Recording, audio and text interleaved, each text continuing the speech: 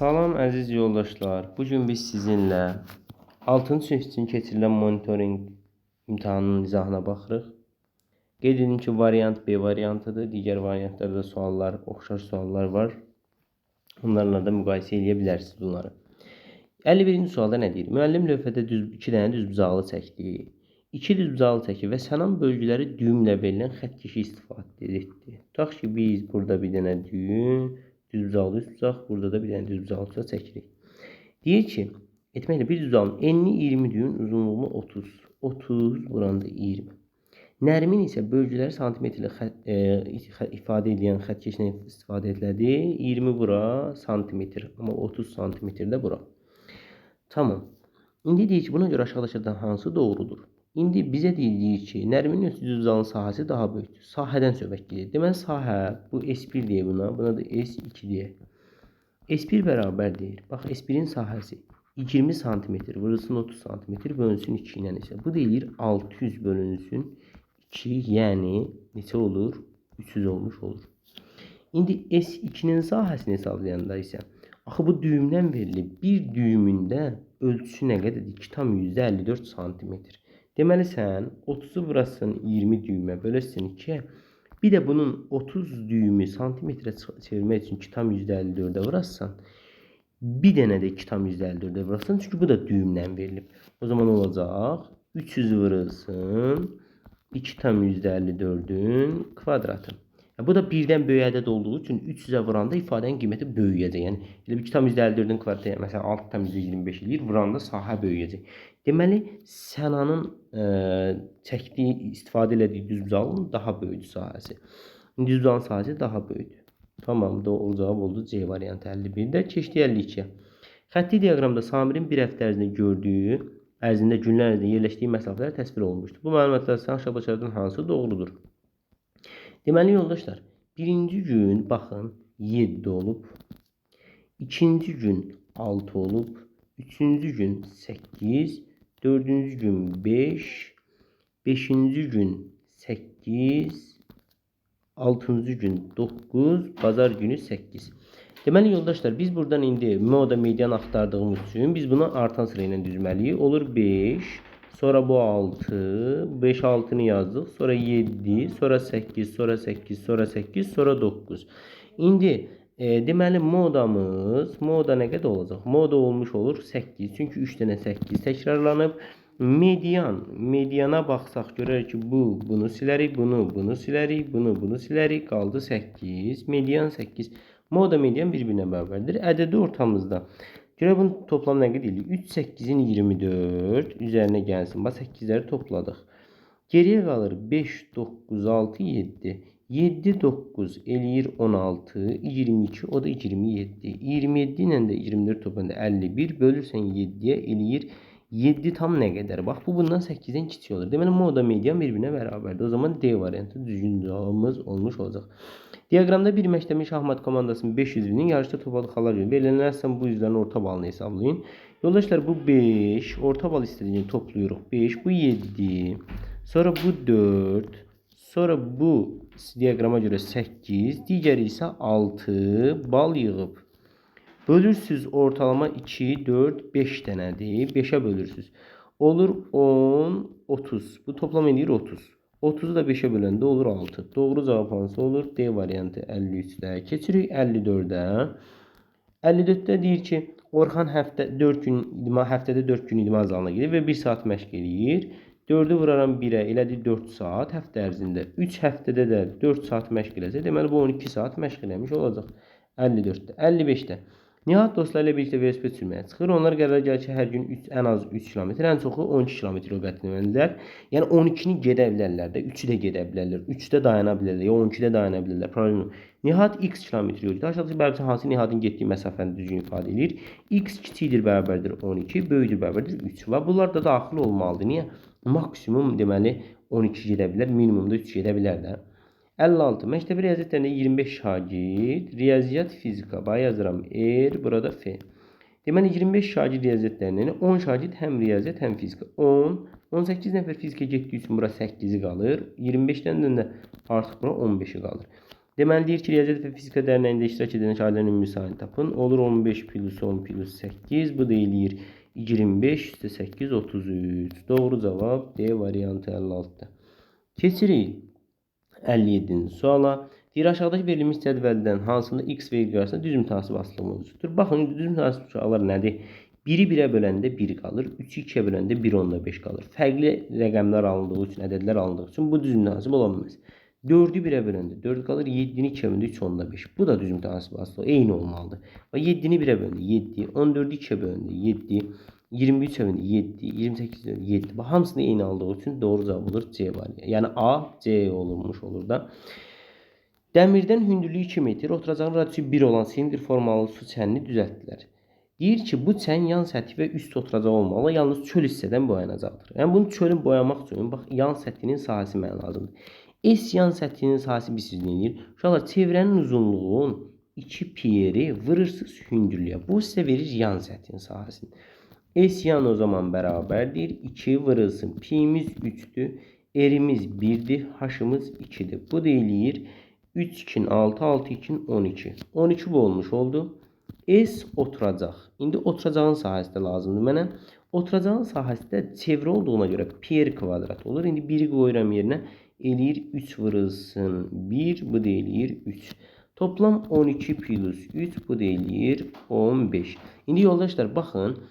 Bir deyir ki, qutusu ilə də 4 metr kvadrat sahəni boyamaq mümkündür. Demək 15'i 4'ə böləndə 3 tam nə qədər olur? Amma burada şərt verib ki, qutular yarımçıq satılmır. Ona görə 3 qutu yox artıq. Sizə 4 qutu lazım ki, 16 litr olsun. Biraz da artıq qalsın. O zaman doğru cavab B variantı 58'də. Keçdik 59'a. Deyir ki, Cəmil dayının çiçəkləri əkdiyi düzbucaqlı formalı ki, bağçanın eni 15, uzunluğu 25'dir. O bağçanın enini artırmaq və onu kvadrat formalı eləmək istəyir. Bunu kvadrata tamamlamaq üçün yoldaşlar bizə bu qədər ərazi lazımdır. Kvadrat nədir? 25 isə burada 25'dir. Deməli bura 10'dur. Burada 25'dir. Buranın sahəsi eləyəcək S bərabərdir 250. Elə bundan artıb kvadrat olmaq üçün bizə 250 metr kvadrat sahə lazımdır. Aydındır. 60'da x, y düz mütənasib kəmiyyətlərdir. A plus B cəmdir. Düz mütənasib bayaq dedim. Bunu nəyə vuranda 36 ilə 12'ni 3'ə vuranda 36. 3'ə vururam 75. Nəyi 3'ə vuranda 63 olur? 21. Mənə deyir A plus B cəmini tap. 75 ilə 21 toplayıram. Eləyir 96. İfadəni sadələşdirin. Vurub açırıq. Olur mənfi 3A. Mənfi 3'ü buna vuranda müsbət 6B. Üzərinə 4'ü A'ya vuranda 4A. 4'ü 5'ə vuranda 20B.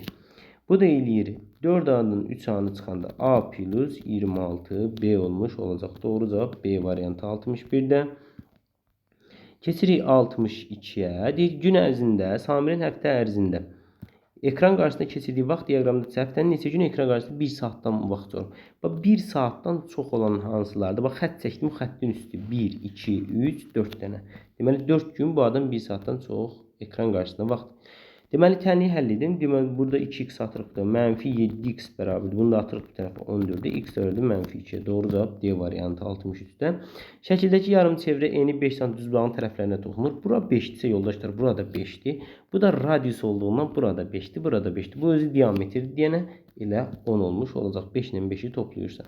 Düzbucaqlı formasındakı bağçanın eni 18. Uzunluğu 24'dür. Bağçanın ətrafına bərabər aralıqda deməli ikinci nöqtələri daxil ən azından neçə ağac əkilə bilər. Deməli bax biz bunun perimetrini bölürük əboba. Deməli əbob 18 ilə 24'ün əbobu 6 eləyir. 6 etdiyi üçün 6 burada. Perimetrdə 18 ilə 24'ü toplayırıq, vururuq 2'yə. Bu da eləyir 2 vurulsun 42 bərabərdir 84. 84 6'ya böləndə eləyir 14 dənə ağac. Doğru cavab 65'də D. Keçirik 66-cı suala. Deyir ki, Zeynəb kitab oxumağa başladı. O birinci gün kitabın 40 səhifəsini və 40 səhifəsini bu adam oxuyub. İkinci gündən başlayaraq növbəti günlər isə 14 səhifə oxudu. 14 səhifə oxuyubsa bir gün gedib. Bax, deməli bizim əlimizdə qalıb x minus 1 gün. Çünki burada da deyir ki, Zeynəb x gün sonra oxuduğu səhifə sayı. O zaman 40 plus 14 vurulsun x minus 1. Doğru cavab A variantı 66'da. 67'ye baxırıq. 2 velosipedçi ayrı hərəkətdə təsvir olunan dairəvi yolda hərəkət edirlər. Bu iki dairənin mərkəzləri arasındakı məsafə 75'dir. Birincinin 30'dur, ikincinin 20'dir. Bax, bura 30'dur yoldaşlar. Bura 20'dir. Tamamdır. İndi baxın, bu velosipedçi gəldi, dayandı burada. Tutaq ki, bu velosipedçi artıq bunların əkob məsələsinə görə belə hal baş verə bilər də. Məsələn, bu A-da dayana bilər, bu B-də dayana bilər. Əslində siz onu əkobdan bilə bilərsiniz. Velosipedçi A-da dayananda, bu da B-də dayansa, deməli bura 30 olduğundan burada 30 olacaq. Bura 20 olduğundan burada 20 olacaq. Deməli 20 bura oldu 40. Bu araya qaldı 25. Çünki 75'də axı toplamı. Burada oldu 60. 60, 40, o da 25. Elədi 125. Deməli bunlar maksimum 125 metr bir-birindən uzaqlaşa bilərlər. Minimum qalan hallarda ödəmir. Məsələn 140 ola bilməz. Maksimum 125 dənə də. Minimum da yoldaşlar.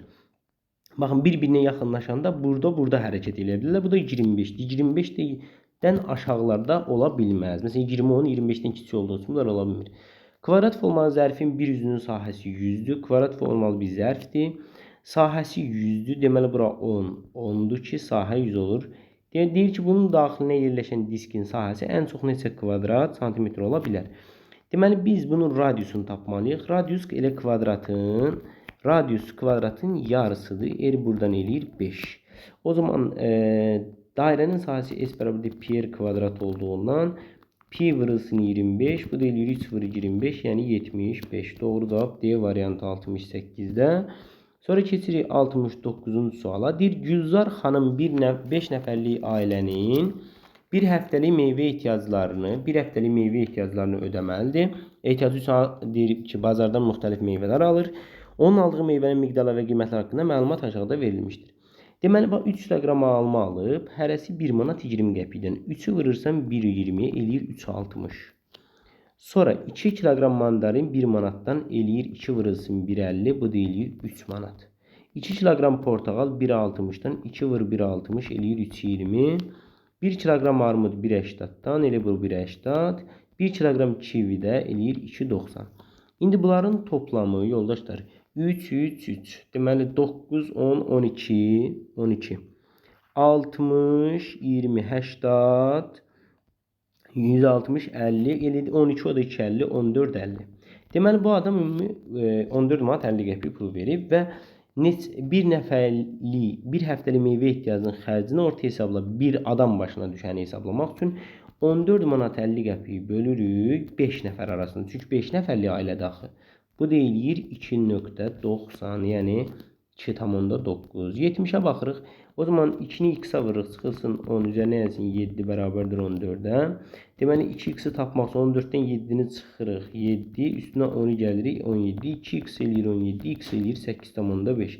Doğru cavab C variantı 70'dir. 71'də deyir müsabiqədə iştirak etmiş şagirdlərin fənlər üzrə faiz göstərici diaqramında verilir. Bu müsabiqədə təbiət üzrə 28 şagird. Deməli 28 şagirddir. 14 faizi 28 oranında tapmaq üçün 28'i 14'ə bölüb 100'ə vurmaq lazımdır. Bu da eləyir 200.